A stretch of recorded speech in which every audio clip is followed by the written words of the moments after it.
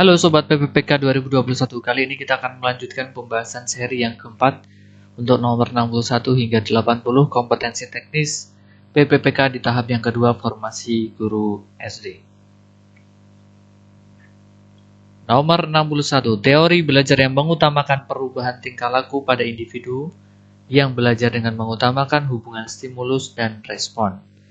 Merupakan teori belajar jelas ya, stimulus dan respon merupakan teori belajar behaviorisme atau behavioristik, yaitu adalah pengubahan tingkah laku melalui stimulus dan respon ya, berupa reward and punishment. Jawabannya adalah C.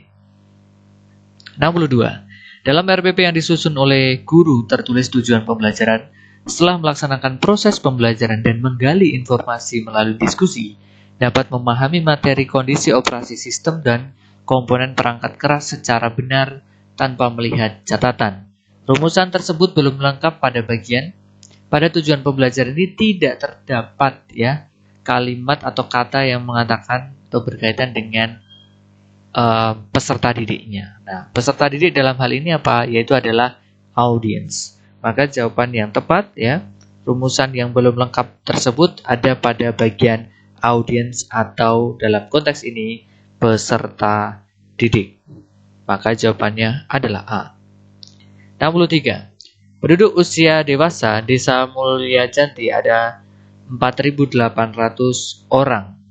Penduduk yang bekerja sebagai PNS adalah 37%, sebagai petani 27%, dan sisanya berwirausaha. Selisih penduduk yang bekerja sebagai PNS dengan berwirausaha ada titik-titik orang. Apakah A 96, B 624, C 720, D 1056 atau KE 1162. Cara cepat untuk mengerjakan soal ini adalah tidak mencari berapa orang di masing-masing profesi ini, tapi kita bisa menghitung dari selisihnya saja. Di soal ini kan yang belum diketahui prosentasenya adalah wirausaha. Berarti cara menghitung wirausaha bagaimana? Wirausaha berarti bisa dihitung dari 100%, kemudian dikurangi dengan 37%, dikurangi dengan 24%. 37% adalah PNS, kemudian untuk petani adalah 24%. Kan seperti itu untuk petani ya. Nah, sehingga didapatkan hasil yaitu adalah 39%. Nah, pertanyaan selisih penduduk PNS dan wirausaha. Nah, berarti selisih antara PNS dan wirausaha ya bisa diperoleh dari selisih keduanya, yaitu antara wirausaha ya dikurangi dengan PNS. Wirausaha 39% dan PNS-nya 37%. Berapa? 2%. Nah, inilah selisih. Nah, 2% itu 2/100 dari berapa yang diketahui? 4.800. Nah, ini coret 48 kali 2 adalah 96. Maka jawaban yang tepat adalah 96 orang yang A. Nomor 64. Pak Karta membagikan 48 kg beras, 64 kg telur, dan 80 kg gula pasir kepada beberapa tetangganya dalam bentuk paket lebaran. Tiap paket terdiri atas 3 jenis barang, antara paket yang satu dan paket yang lain berisi jenis barang dan jumlah yang sama. Berapa paket terbanyak yang dapat dibuat? Soal ini merujuk pada faktor persekutuan terbesar atau FPB. Nah, FPB dari 48, 64, dan 80. FPB adalah membagi bilangan-bilangan tersebut dengan faktor-faktor yang sama. Dimulai dari 2. 48 bagi 2, 24. 64 dibagi 2, 32. 80 dibagi 2, 40. Kemudian bagi 2 lagi. 24 bagi 2, 12. 32 bagi 2, 16. 40 bagi 2, 20. Bagi 2 lagi. 12 bagi 2, 6. 16 bagi 2, 8. 20 bagi 2, 10. Masih bisa dibagi 2 lagi. 6 bagi 2, 3. 8 bagi 2, 4, 10 bagi 2, 5, dan sudah tidak bisa lagi dibagi dengan faktor yang sama. Maka FPB-nya adalah 2 sebanyak 4 kali atau kemudian 2 dipangkatkan 4. 2 pangkat 4 adalah 16. Maka jawabannya adalah B. Nomor 65. Suatu bangun datar memiliki ciri-ciri sebagai berikut. Mempunyai sepasang sisi yang berhadapan yang sejajar. Sepasang sisi ya. Nah, sepasang sisi yang sejajar. Kemudian jumlah sudut yang berdekatan di antara dua sisi sejajar adalah 180 derajat. Mempunyai sudut siku-siku ya, mempunyai sudut siku-siku dan jumlah besar sudut-sudutnya adalah 360 derajat ya. Berarti jika kita buat begitu, ini adalah gambar apa sih? Trapesium siku-siku ya. Trapesium siku-siku. Maka jawabannya adalah A. Nomor 66, sebuah layang-layang mempunyai panjang diagonal masing-masing 24 dan 19. Luas daerah layang-layang tersebut adalah, nah, untuk menghitung itu maka rekan-rekan bisa menggunakan rumus dari layang-layang. Rumus dari layang-layang adalah setengah ya, luas layang-layang setengah kali diagonal 1 dikali diagonal 2 ya, setengah kali 24 kemudian dikalikan 19. 24 bagi 2 adalah 12. Nah, rekan-rekan tinggal mengkalikan 12 dikali dengan 19. Hasilnya adalah 228 cm persegi. C. Nomor 67. Diketahui koordinat titik A adalah min 2,3. Min 2,3 berarti min 2 adalah yang X-nya ya. X-nya ada di sini. Ya, min 2 kemudian koma 3. 3-nya di atas, berarti posisinya di sini. Oke.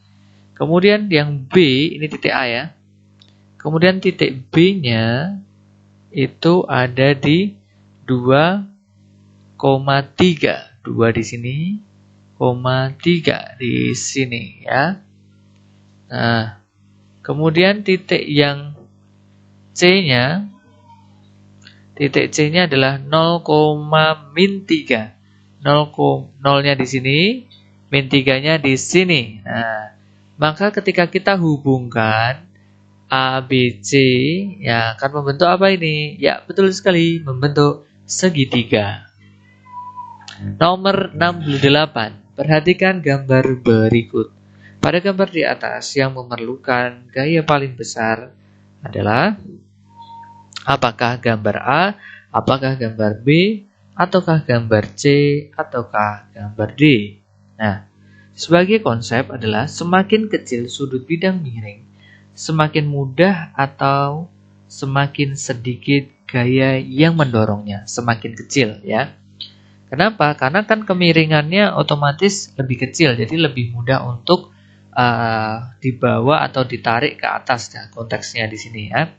Nah, tapi semakin besar dari sudut itu semakin sulit. Berarti kan dari gambar ini sudah diketahui bahwa A ini memiliki sudut yang paling besar di antara yang lain ya, sehingga berat sekali. Di mana F itu adalah Newton ya. Sama dengan satuan berat juga yaitu W sama dengan M kali G yang massa dikali gravitasi. Maka jawaban yang tepat adalah yang A. Nomor 69. Bahan yang paling baik untuk perambatan bunyi adalah A. Kardus, B. Karpet, C. Kertas, atau D. Kaleng. Bunyi dapat merambat melalui benda padat. Ya. Kecepatan perambatan bunyi melalui berbagai jenis benda tidak sama. Ya. Bunyi yang merambat melalui benda padat lebih cepat terdengar daripada benda yang cair ataupun gas. Dalam konteks ini, perambatan yang paling baik yaitu adalah kaleng. Jawabannya tepat adalah D. 70. Perhatikan gambar berikut ini. Percobaan tersebut membuktikan bahwa, nah, kita harus lihat terlebih dahulu hasil percobaan ini membuktikan apa ya. Hasil percobaan tersebut membuktikan bahwa pada saat kertas nih, ini kertas ya, yang berada di atas lilin yang menyala akan berputar itu dengan cepat. Sedangkan ketika kertas itu dijauhkan dari lilin, gerakannya akan melambat. Ini menunjukkan apa? Bahwa ada pengaruh kalor, bahwa kalor atau panas itu dapat menimbulkan tenaga. Maka jawaban yang tepat adalah A, kalor dapat menimbulkan tenaga. Nomor 71. Cara membuat magnet seperti gambar di atas disebut. Ada 3 cara pembuatan magnet. Yang pertama bisa dengan cara digosok, ya. Yang kedua dialiri arus listrik searah. Kemudian yang ketiga bisa melalui induksi. Nah, jika kita lihat pada konteks soal nomor 71 ini, yaitu adalah dengan cara apa? Ya, betul sekali, dengan dialiri arus listrik dari baterai ini, ya. Berarti dia termasuk apa? Elektromagnetik. Jawabannya adalah C. Nomor 72. Pengungkit jenis pertama ditunjukkan oleh nomor. Nah, kita harus mengenal terlebih dahulu ada jenis pertama, di mana jenis pertama ini adalah posisi titik tumbuh berada di antara, ya, ada beban dan juga ada kuasa, ya. Contohnya siapa? Contohnya adalah gunting, maka jawabannya adalah C. Sedangkan untuk jenis yang kedua, ya, ini itu seperti gambar D ini ada termasuk jenis 2. Kenapa demikian? Karena bebannya ada di antara kuasa dan juga titik tumbuh. Sedangkan untuk yang pinset yang A ini, ya, ini adalah jenis 3, di mana, ya, kuasa berada di sini, kemudian titik tumbuh, kemudian beban, ya, seperti itu. Berarti jawabannya adalah C. Nomor 73. Penulisan kata depan yang benar di bawah ini terdapat pada kalimat, ya, anak nakal itu dinasihati di ruang guru. Di ruang harusnya ini dipisah. Kemudian B, Edi menunggu Edo di depan rumah. Ya, betul, ini sudah dipisah. C, orang tua gadis itu tidak diketahui di mana rimbanya. Ini di yang ada pada keterangan ini semuanya adalah awalan, ya, bukan kata depan. Yang D, pencuri itu nyaris dihakimi di depan. Ini harusnya dipisah. Kemudian E, Andre sedang makan di teras. Ini juga harusnya dipisah. Maka jawaban yang tepat adalah B. Nomor 74. Kaki Oji tergilir, ya. Kemudian Oki jatuh dari sepeda. Ya, ini harusnya namanya sama, ya. Ini Oji, ya. Kaki Oji tergilir, Oji jatuh dari sepeda.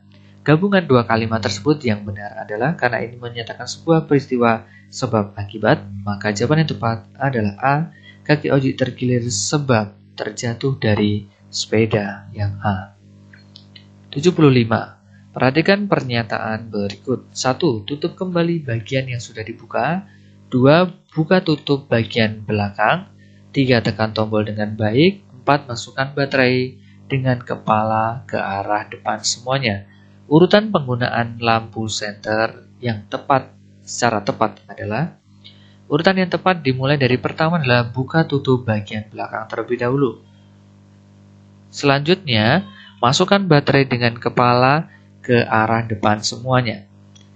Setelah itu, baru tutup kembali bagian yang sudah dibuka. Kemudian yang terakhir adalah tekan tombol dengan baik dan menyala. Berarti urutannya adalah 2, 4, 1, dan 3. 2, 4, 1, 3 adalah yang B. Nomor 76. Perhatikan pernyataan berikut. 1. Akibatnya orang yang memakan makanan itu akan sakit perut. 2. Sebab lalat akan hinggap pada makanan yang tidak tertutup.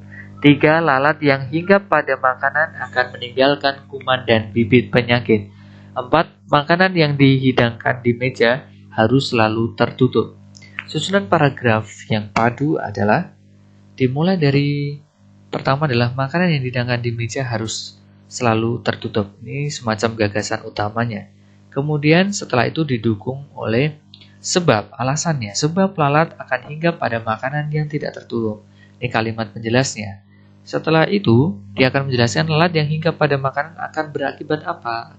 Ya, akan meninggalkan kuman dan bibit penyakit. Setelah itu, dia bicara akibatnya, ya. Akibatnya, orang yang makan makanan itu akan sakit perut. Maka untuk menjadi paragraf yang padu, urutannya adalah 4231 yang D. Nomor 77. Penggunaan huruf kapital yang tepat terdapat pada kalimat. Ya. Jawaban yang tepat adalah A. Saya pernah berwisata ke Danau Toba. Ini D dan T-nya adalah huruf besar. Ya. Nomor 78. Saat merancang pembelajaran, seorang guru ingin menyampaikan konsep yang berdimensi terlalu besar, dimensinya terlalu besar, untuk dihadirkan di ruang kelas. Media yang paling tepat dipilih oleh guru tersebut untuk menjelaskan penyajian materi adalah apakah dengan bagan, flipchart, atau alat permainan edukatif, sketsa, ataukah foto? Jawaban yang tepat adalah foto. Kenapa bukan bagan? Karena bagan berfungsi untuk menyederhanakan konsep yang kompleks, ya, seperti membuat peta konsep dan sebagainya. Jawaban yang tepat foto, karena melalui foto bisa dilakukan resize atau penyesuaian ukuran agar dimensinya mampu terlihat dengan jelas. 79. Dengan sistem pemisahan kekuasaan membentuk perundang-undangan di Indonesia dilakukan oleh lembaga legislatif. Yang dimaksud dengan lembaga legislatif yaitu, tentu kita tahu lembaga yang disebut legislatif adalah MPR, DPR, dan DPD. Jawaban yang tepat adalah D. Nomor 80.